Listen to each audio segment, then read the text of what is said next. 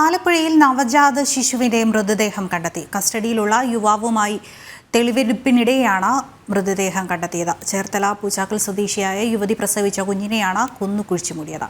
വിവരങ്ങളുമായി ആലപ്പുഴയിൽ നിന്ന് നിഷ ദിലീപുണ്ട്. നിഷ, ഈ കുഞ്ഞിന്റെ മൃതദേഹം എവിടെ നിന്നാണ് കണ്ടെത്തിയത്?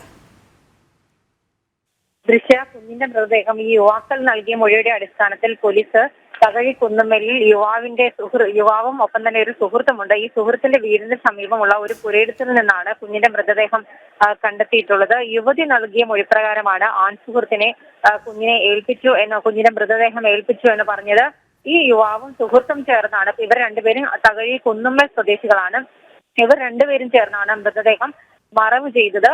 ഇന്ന് രാവിലെ മുതൽ തന്നെ യുവാവിനെയും ഒപ്പം തന്നെ അയാളുടെ സുഹൃത്തിനെയും അമ്പലപ്പുഴ ഡിവൈഎസ്പിയുടെ നേതൃത്വത്തിൽ ഒപ്പം ചേർത്തല ഡിവൈഎസ്പിയുടെ സാന്നിധ്യത്തിൽ ചോദ്യം ചെയ്തു വരികയായിരുന്നു. ചോദ്യം ചെയ്യൽ പൂർത്തിയായതിനെ തുടർന്നാണ് ഈ കുന്നുമ്മലിൽ യുവാക്കൾ കാണിച്ചു കൊടുത്ത സ്ഥലത്ത് ഈ യുവാക്കളുമായി എത്തി പോലീസ് തെളിവെടുപ്പ് നടത്തിയത്. യുവാക്കൾ പറഞ്ഞ സ്ഥലത്തു നിന്ന് തന്നെ കുഞ്ഞിന്റെ മൃതദേഹം കണ്ടെത്തിയിട്ടുണ്ട്.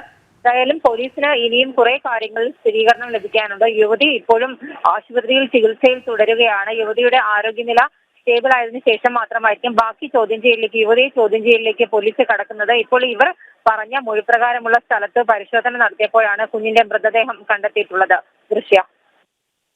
ആലപ്പുഴയിൽ നിന്ന് നിഷ ദിലീപാണ് വിവരങ്ങൾ നൽകിയത്.